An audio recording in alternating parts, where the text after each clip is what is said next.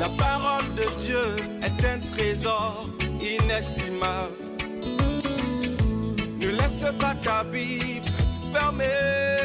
Oh non, non. Lis-la, médite-la, nourris-toi. Lis-la, médite-la, nourris-toi. Bonjour. Le chant est omniprésent dans la Bible. Le livre des psaumes, à lui tout seul, en est la preuve. Et puis, dans d'autres répertoires, la plupart d'entre nous se souviennent d'un cantique ou d'un chant qu'ils ont chanté il y a bien longtemps et qui les a accompagnés jusqu'à aujourd'hui encore. Saint Augustin, puis Luther après lui, ont relevé, je cite, que bien chanter, c'est prier 2 fois. Le théologien vaudois Alexandre Vinet l'avait bien compris lui aussi, lui qui affirmait que l'adoration est un état de l'âme que le chant seul peut exprimer. Et il le disait bien sûr en pensant à l'appel pressant de l'apôtre Paul aux Colossiens, qui hélas devait se rassembler souvent dans les difficultés, mais aussi dans l'attente de l'avènement du Seigneur. Ainsi, au chapitre 3 des Colossiens, Paul les invite à chanter ensemble des psaumes, des hymnes et des cantiques inspirés ou des cantiques spirituels. De fait, depuis les débuts de l'Église, le chant a donc occupé une place centrale dans la vie des chrétiens, puisqu'il permet à la communauté réunie, comme d'ailleurs à chacun, de participer activement à la célébration pour louer le Seigneur, le remercier pour sa présence et pour ses bienfaits. Par ailleurs, c'est aussi par le chant que se transmet une bonne partie de l'enseignement biblique et catéchétique. À ce propos, savez-vous qu'au temps de la Réforme, la mise en musique des psaumes pour être chantée par l'Assemblée a joué un très grand rôle dans ce qu'on pourrait dire l'imprégnation et la transmission de la culture biblique. Bref, chanter en Église, c'est enraciner sa foi en l'exprimant ensemble. Et ce qui se dégage d'une communauté qui célèbre le Seigneur et qui chante de tout son cœur contribue à affermir et à stimuler chacun de ses participants et renforce également son identité chrétienne. La prière est en somme contenue dans les paroles. Chanter de tout son cœur, de toute son âme et de tout son corps permet ainsi en quelque sorte de toucher à un sentiment de plénitude, signe de la présence de Dieu à nos côtés. La prière contenue dans les paroles a donc le pouvoir d'unir tous les membres de la communauté chrétienne, par-delà les différences d'âge, de sensibilité ou de culture. Ils sont unis, rassemblés par un même Dieu, partageant la même foi, chantant les louanges du même Seigneur. La communauté tout entière ne fait plus qu'une voix qui monte vers le Christ pour le louer et le prier. Pourquoi est-ce si important? Eh bien parce que l'Église du Seigneur vit de sa présence, de sa grâce et de ses promesses, convaincue aussi que le meilleur est encore à venir. Et cela se chante. L'apôtre Paul ne disait donc pas autre chose en écrivant aux Colossiens au chapitre 3 que la parole du Christ habite en vous dans toute sa richesse, ou bien habite en vous pleinement. Instruisez-vous et avertissez-vous les uns les autres en toute sagesse, par des psaumes, par des hymnes, par des cantiques spirituels. Chantez pour le Seigneur de tout votre cœur sous l'inspiration de la grâce. Je souligne donc le propos de Paul, que la parole du Christ habite en vous pleinement, ou bien dans toute sa richesse. Et je remarque ici qu'il existe bien entendu une immense différence entre le fait de connaître la Bible ou d'être en contact avec la parole de Dieu et lui permettre à cette parole d'habiter pleinement en nous par l'Esprit Saint. Car lorsque la parole du Christ demeure pleinement en nous, elle peut prendre possession de notre espace intérieur et changer aussi concrètement les perspectives et bien des éléments dans nos vies. Alors mes amis, une question se pose. Est-ce que la parole demeure en nous ou bien ne la convoquons-nous pas uniquement que lorsque cela nous convient ou lorsque nous passons par des temps difficiles?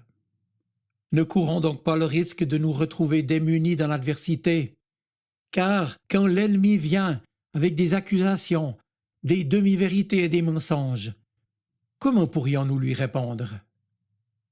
Paul nous rappelle que la parole, l'épée de l'Esprit seul, nous permet de nous défendre.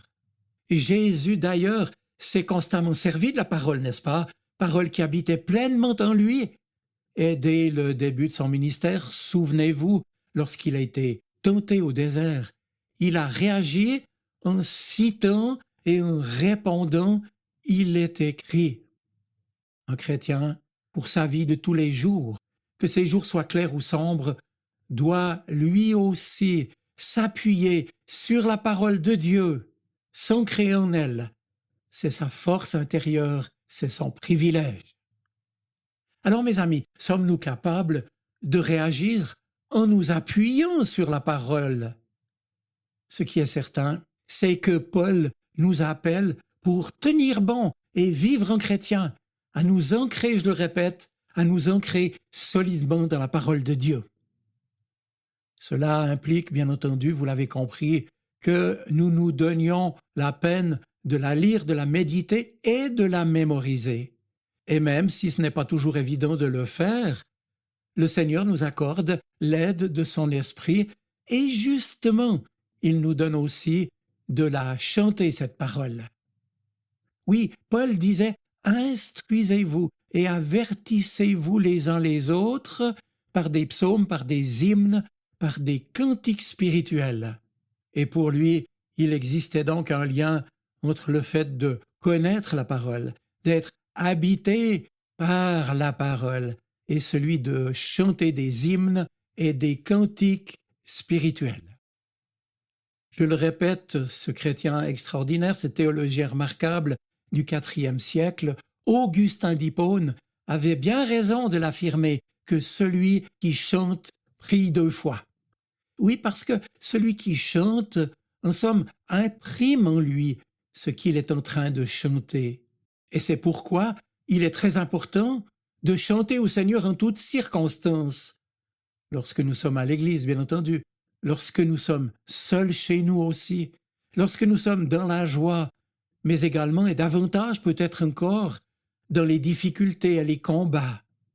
Mes amis, c'est ainsi que la parole demeure pleinement en nous grâce au chant avec l'aide de l'Esprit Saint.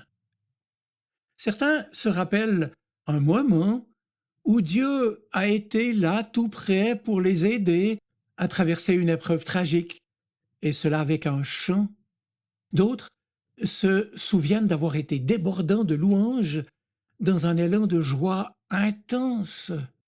Et quand nous chantons ces chants à nouveau, c'est l'occasion d'être une fois de plus encouragés, renouvelés, reconnaissants, et l'occasion surtout de nous rappeler que la fidélité de Dieu dépasse tout ce qu'on peut penser ou imaginer, que sa fidélité et son immense bonté se renouvellent pour nous chaque jour, et que ce qui nous est nécessaire, c'est sa main qui nous le donne. Cela dit dans l'Église, tous sont appelés à chanter, et cela sans exception. Peut-être, comme moi, avez-vous une voix qui n'est pas des plus belles et que vous n'osez pas chanter. Mais, mes amis, nous ne chantons pas pour mettre en avant notre voix. Nous chantons pour le Seigneur, pour le louer et pour lui dire le fond de notre cœur. Dès lors, ce qui est important, c'est que tous et toutes, participant au culte, puissent vivre une expérience spirituelle intense et se sentent solidaires devant le Seigneur.